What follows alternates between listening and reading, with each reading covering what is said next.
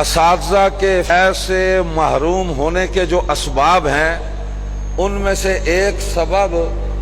اساتذہ کا ادب اور احترام نہ کرنا ہے اور اساتذہ کی عیب چینی کرنا ہے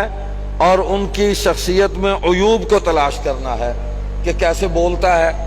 کیسے دیکھتا ہے، کیسے چلتا ہے، پھر اس کی نقلیں اتارتے ہیں، ہوٹنگ کرتے ہیں تو ہوٹنگ کرتے ہیں، فیض سے محروم ہو جاتے ہیں، استاد کی توجہ نہیں رہتی۔ فرمانے لگے ایک طبقہ اور بھی ہے جو ہمارے محتممین حضرات کے صاحبزادگان ہوتے ہیں، وہ بھی اساتذہ کے فیض سے اس لیے محروم ہوتے ہیں الا من رحم اللہ کہ ہم تو صاحبزادہ صاحب ہیں، ہمیں تو پڑھنے کی ضرورت نہیں ہے، ابا جی مر گئے تو ہم محتمم بنے بنائے ہیں، پیر صاحب کے صاحبزادے ہیں، پڑھنے کی ضرورت ہی نہیں ہے، ابا جی مر گئے تو ہم گدی نشین ہیں۔ اس لیے استاد کے فیض سے، پیر مرشد کے فیض سے محروم ہو جاتے ہیں کہ کچھ حاصل کرنے کے لیے بیٹھے ہی نہیں ہیں۔ تو ادب، احترام اور حصول علم یہ جب تک مقصد نہیں ہوگا فیض نہیں ملے گا استاد سے۔ جو لینا ہے اس کے لیے بیٹھو، معائب پر نظر مت رکھو، محاسن پر نظر رکھو، استاد کیا دے رہے ہیں آپ کو وصول کر لو، وصول کر لو اس کو۔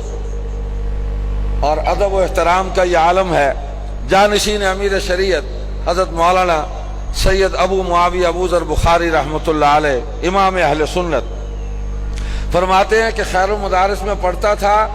حضرت مولانا خیر محمد جلندری رحمۃ اللہ علیہ گھر سے کھانا لے کر میرے لیے تشریف لاتے تھے، گھر سے خود ٹرے میں کھانا لے کر تشریف لاتے تھے طالب علم کے لیے کہ عطاء اللہ شاہ بخاری کا بیٹا ہے، اللہ سے مانگ کر لیا ہے۔ دونوں میاں بیوی نے فرماتے تھے ہم نے تہجد میں دعائیں کی، یا اللہ شاہ جی کا یہ بیٹا اللہ ہمیں دے دے، ہم اس کو دین پڑھائیں گے، آ گئے۔ لیکن اس ساری ناز برداری کے باوجود ایک دن فرمانے لگے کہ شاہ صاحب کہتے ہیں میں نے پٹے رکھے ہوئے تھے سنت کے مطابق، اور والد صاحب کے بھی بڑے خوبصورت بال تھے، بڑی محنت کی، تیل ویل لگایا، بڑے سیٹ کیے ہوئے، بڑا میں موج میں جا رہا تھا، مستی میں، تو حضرت کی نگاہ پڑ گئی، کہتا المنم ادھر آؤ،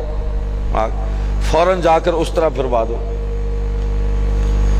کہتے ہیں مجھے ایسے لگا کہ مجھے کسی نے گولی مار دی، میں سر نیچے کر کے چل پڑا، مدرسے میں حجام آتا تھا اس کے سامنے جا کے میں نے سر آگے کر دیا، میں نے کہا جتنی جلدی ممکن ہو اس طرح پھیر دو بس۔ وہ کہنے لگا شاہ جی اتنے خوبصورت بال ہیں آپ کیا کر رہے ہیں؟ کہتے میرے آنسو بھی بہہ رہے تھے۔ میں نے کہا